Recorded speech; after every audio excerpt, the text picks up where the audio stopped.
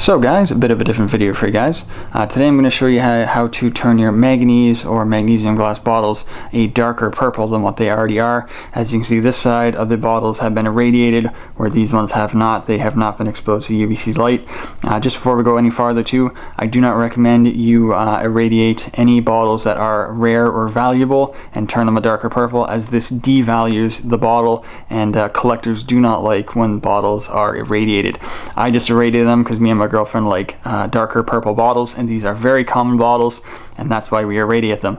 As well, the UVC light that the bulbs needed to do this, the light they produce is very deadly. You do not want to stare at them, look at them, have your skin come in contact with any of the light that they produce. It is very deadly to you, so have it in an area where there is no one or any living thing, and outside of your house, in a garage, a shed, or outside for that matter. They also produce ozone, which is very bad for your lungs. So these bulbs you do not want anywhere near you when they are on. So with that said, I'll show you guys what you need to make something like this to turn your bottles a darker purple. Starting off, this here is the bulb that you will need. It is a PL-L TUV germicide bulb. It is a 2G11 4-pin base, as you can see right here. Now these ones here, like I said, are a 60-watt bulb. You can get lower wattages, but the lower the wattage, the longer it will take to turn. I have two of these guys, and these are the fixture that you will need, the 2G11 fixture base. Again, your 4 pins, they sit in and push down and are connected.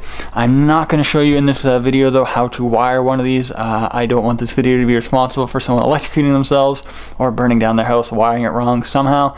So this is just a video showing you what components you will need to create something like this. So now moving on, I'll show you guys the ballast of what you need to install with these bulbs to make them work, because you cannot just power these kind of fluorescent bulbs just with straight 120. You need a ballast connected to them in order for them to operate. This is the other side of my setup here. Within the tote, I use the lid as the kind of the mounting for everything.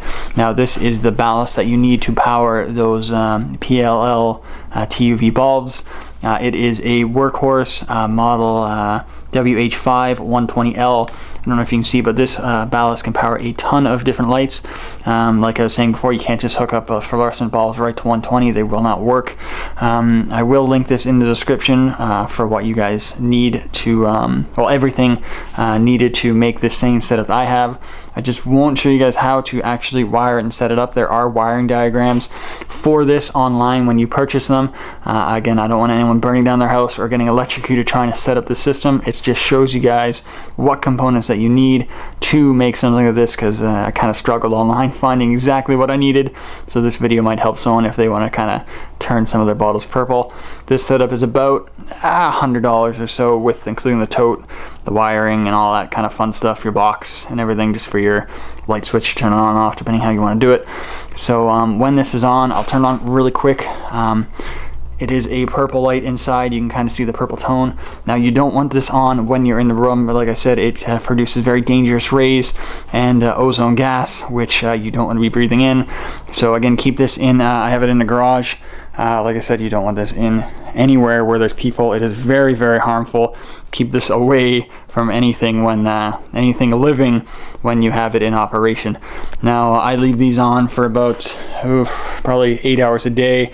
When I leave for work, I turn it off. When I come back home, I turn it on. It takes about a week or so to get that nice dark purple color that I like. I don't like them too dark, but just like them dark enough. So I hope this video helps anyone out that is kind of curious on how to turn your bottles purple, and how it's done pretty much.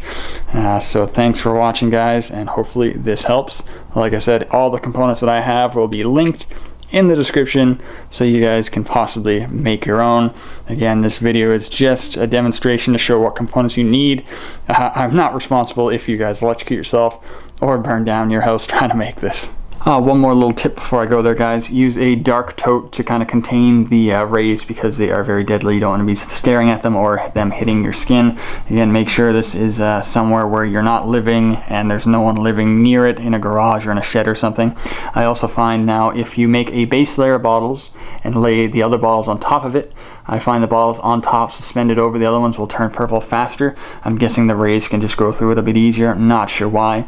And if you use a reflective base like ducting tape, I find that helps too. When the bottles were just on this black tote, I found on the bottom of it, I found that they did not change very fast, and once I suspended them and made a reflective base, they turned a lot faster. So thanks for watching this video, guys. And again, this video is just to show you guys what components you need if you decide to build one. This video is just to show you the components, not to show you how to build it. So good luck if you do try, and if anything happens, I am not at fault for you electrocuting yourself or burning something down. Again, this video is just for the components. So thanks for watching. Hope this helps, because I couldn't find anything online when I tried to go make one, but now that I have one, it works quite well. And hopefully this information kind of helps if you want to create your own. So good luck, guys.